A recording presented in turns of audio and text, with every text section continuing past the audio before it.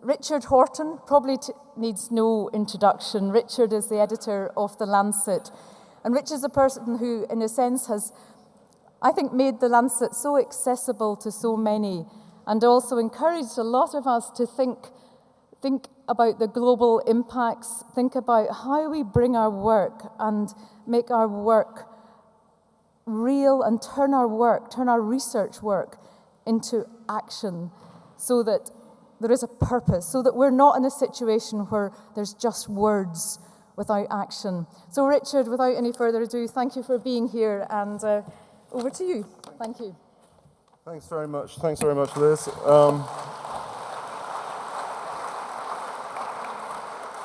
Thank you. Haven't said anything yet. For those of you who actually read the Planetary Health Commission report, you'll remember that there were 3 challenges at the end of that. Imagination, knowledge, and action. And this is the first time I've been in this rather incredible temple of knowledge. And imagination, experience, perseverance, and intelligence. So the University of Edinburgh got there before we did in its envisioning of the challenges that face us. My hotel room, which is just a minute's walk away from here, has 4 books on the shelf in the room that I'm staying in.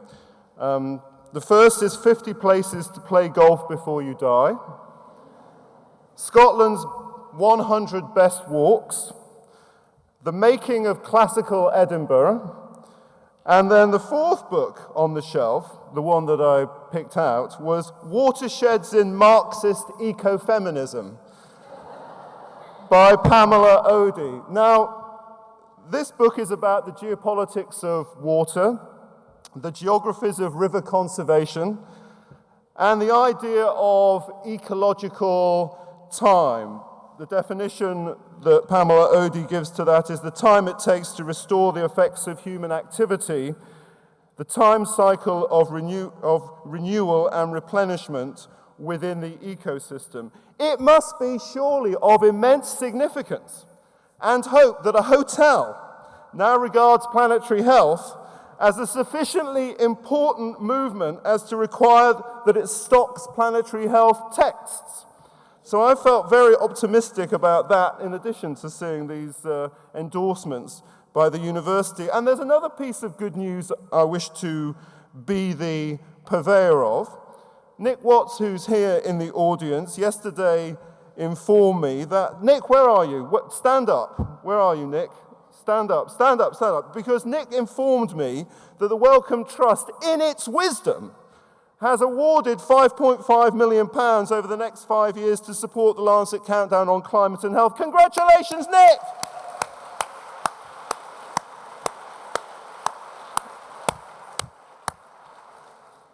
That's a real achievement. I just have 3 brief reflections. Writing in the 3rd volume of his Treatise of Human Nature in 1740, the Edinburgh philosopher David Hume grappled with the idea of justice. What was justice? Hume was a skeptic, and he resisted the prevailing rationalism of the time, whether it was theological or secular. The belief that abstract reason was the path to truth and therefore a guide to life. No. The only reliance that any of us could place on anything is our experience or custom, argued Hume. He wanted to be to morality what Isaac Newton was to mechanics. Hume denied that there were somehow natural and essential differences between right and wrong, good and evil, and justice and injustice. Now, when he published his treatise, his arguments were either ignored or fiercely rejected. He was alleged to have denied the immutability of truth. He was a venal man who condoned vice, and he had evil anti-religious intentions. But justice and morality, Hume argued, were, in his words, not conclusions of our reason. Good and evil were the actions of the mind and are derived from our situation. And those actions depend upon our passions, our motives, our volitions, and our thoughts. Justice for Hume is, again I quote, an artifice or contrivance which arises from the circumstances and necessity of mankind. Just think about that for a moment. Justice is an artificial convention. He wrote, "There is no real or universal motive for observing the laws of equity. Justice is not a natural virtue." In other words, we can choose. We can choose what justice means to each one of us. It's up to us. For Hume, justice existed through a constant tacking between human selfishness and human sympathy, what he later called the principle of humanity. Without the human invention of justice, our communities would revert to the state of nature, an imagined pre-society of violence, conflict, and war. Without justice, Hume wrote, society must immediately dissolve, and everyone must fall into that savage and solitary condition which is infinitely worse than the worst situation that can possibly be proposed in society. If it is true that justice establishes itself by a kind of convention or agreement, then today we must surely conclude that we have the liberty to choose what we mean by justice, to tack between selfishness and sympathy, to reconceive the kind of world that we wish to live in. That might feel like an awesome responsibility, but it is also a revolutionary emancipation. And it is right that we feel that radical liberty to choose here in Edinburgh. Reflection number 2. Everyone in this room knows that we are meeting at a perilous time. In his book, How Will Capitalism End?, Wolfgang Streeck writes about what he calls the multi-morbidities facing capitalism today. He identifies a coalescence of frailties, an exhausted armamentarium of remedies. He points to the decline of a US-dominated world order, political crises facing so many nations, the weakening of democracies, social fracture, ecological pressure. Now, whether you believe that this is the final gasp of capitalism or merely another hurdle that capitalism will negotiate, Streeck argues, and I think this is not to be resisted, he argues that capitalism is certainly passing through a period of uncertainty at least. He concludes that this doubt about the future tells us something important, which is that our orthodox economic and social theories have lost much of their predictive power. We are unmoored today. The sky above us is dark. There is no North Star, no sextant, no compass, no radio, radar, or satellite, no map to navigate. So what should we do with our radical freedom in this moment of desolate indeterminacy? Even if you don't subscribe to Streeck's bleak vision, there is strong evidence that something has gone badly wrong. Writing in Science last year, a group of Harvard economists mourned the end of the American dream, the idea that one's children could expect to do better, to have a higher standard of living than one's parents. But it's not just the loss of the American dream, it's the loss of the Scottish dream, the Welsh dream, the Irish dream, the English dream, the French, Spanish, Italian. Those dreams have slowly been corroded. But why? Why have they? because of the greater inequality in the distribution of the benefits of economic growth today. If we are to revive the dream of intergenerational progress, economic growth will simply not be enough. Addressing inequalities must be the first task for governments. But unfortunately today, we see no government heading or heeding that message. The collapse of opportunity and hope manifests itself, as we know, in adverse health outcomes. From rising mortality among white non-Hispanic Americans in especially economically bleak parts of the United States, to the sub-citizenship that afflicts victims of austerity and exclusion, the embodied outcomes, so to speak, of the political choices we allow our governments to make. Indeed, it was a former International Monetary Fund economist, Ken Rogoff, who wrote over a decade ago, "The next great battle between socialism and capitalism will be waged over human health and life expectancy." If health is the theater of conflict for contemporary politics, then we should interrogate the idea of health a little more closely, because the idea of health also applies to the state of our political economy. Let me take just one example. Health systems require investments. A damaged economy will jeopardize those investments. So what do we know about the economic damage that will accrue by not meeting the Paris climate targets? Marshall Burke and his colleagues at Stanford recently, just a few weeks ago, reported that 90% of the world's population had a 75% chance of reduced economic damage if the 1.5 degrees Celsius target was met. And poorer nations will benefit the most. Turn that around and say it a slightly different way.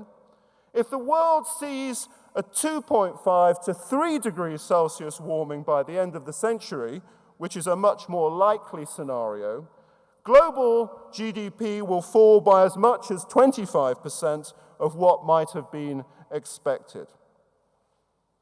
Our failure to act on climate will have a direct impact on our economic security, which will have a direct impact on our prospects for health. Or take our sense of the extent to which human societies, the human species, has been changing the biosphere of our planet.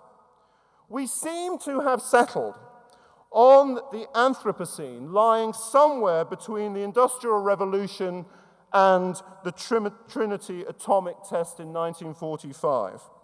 And the period since 1945 to 50, we have labeled the Great Acceleration.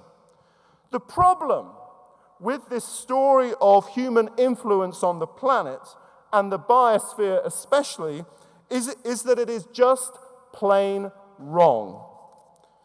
There's an interesting correlation to observe. Since the late Quaternary, a period of about 0.5 to 1 million years ago, the number and diversity of large mammals in the world has declined dramatically. Those size-selective extinctions were underway over 100,000 years ago on every continent of our planet. And their precise correlation with the expansion of hominins, our ancestors, implicates us as a species as a central force in reshaping the Earth's biosphere. Much, much, much earlier than we care to recognize or emphasize today. And this trend will continue over the next 2 centuries. The largest mammal that we can expect on Earth by 2200 is the domestic cow. So my argument is simply this: that we have severely underestimated the impact of our species on the biosphere of our planet over time. We have severely underestimated the severity of the existential predicaments that we face today, and that we have failed to seize the opportunity to connect these macro trends to the immediate and politically mobilizing prospects for human health. Let me turn to a final reflection, the one that in some ways concerns me the most. We should celebrate the capacious, interdisciplinary definition of planetary health that this conference represents. But I worry that its realization is not capacious or interdisciplinary enough. Planetary health is not, I hope, going to evolve into a recalibrated version of environmental health, an environmental health 2.0, so to speak. At least to me, planetary health is an inquiry into our total world, the unity of all life and the forces that shape those lives. Our political systems, and to use Dambia Moyo's word, the headwinds affecting those systems, the failure of technocratic liberalism, and the populism, xenophobia, racism, and nationalism that it has left in its wake, the intensification of market capitalism, the triumph of neoliberalism, and the state's willingness to sweep away every obstacle to markets, where power resides in society, and the continuous struggle for power among competing interests, the intimate and the intricate effects of wealth on the institutions of the state, the inability of mobility to compensate for inequality, the decay of tolerant, pluralistic, well-informed public discourse, the critical importance of taking an intersectional perspective on our predicaments, the meaning of the rule of law, the role of elites, the origins of the war and the pursuit of peace, the problems of economics and of economists, the study of nations, their histories, their geographies, ideas and beliefs, and how we live together amid this chaos. In his most recent book, Global Discontents, Noam Chomsky writes that the efforts that go into trying to ensure the end of humanity are impressive. 200 years after the birth of Karl Marx, who still teaches us the importance of analyzing and critiquing society as a whole. 50 years after Paris in 1968, which signaled that the modern state was not as impregnable as we thought it was. My plea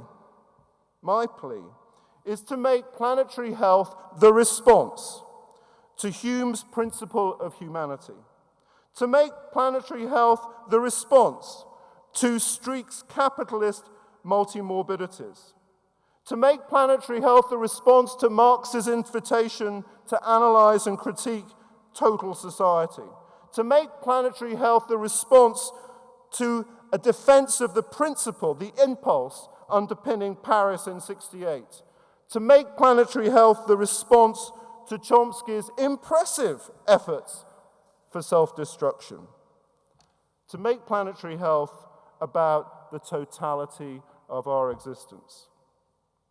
In Joseph Roth's 1932 novel, The Radetzky March, which chronicles the extinction of the Habsburg Empire, he writes, "The collapse of the world could already be seen as clearly as one sees a thunderstorm on the edge of a city."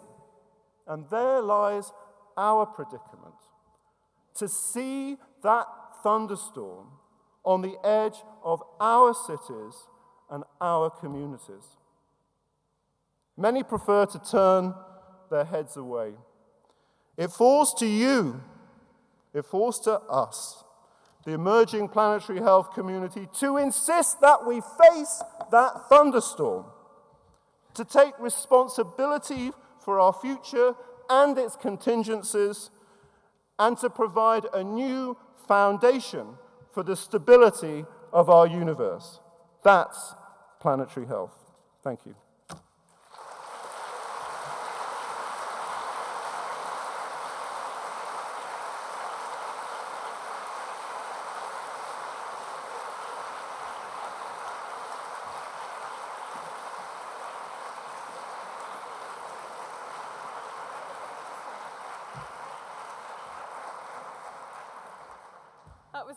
That was extraordinary. I'm going to take the liberty of asking one question, Richard. As we see that thunderstorm and as we take up to prepare and to react and change, what else can we do that we can push the thunderstorm further away? The rainbow came up in every one of these pictures, and the sense that there is actually a huge hope. Give us the hope actions as well. Hope is not a strategy.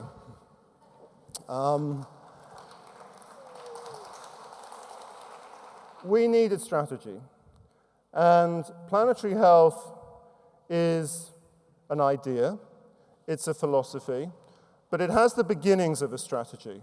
It has the beginnings of rewriting the way we do politics, the way we think about our economic systems, the way we want to build our societies, and the way we want to live together. It's at the beginning of a new vision for how we live on our fragile, wounded world. I see planetary health as a personal philosophy. I don't see it as a religion, but I do see it as the beginning of a different way of envisioning our existence, providing the embryo of that strategy for reconceiving our world. Our task, we're a small group, our task is to proselytize and advocate and make people aware of these challenges.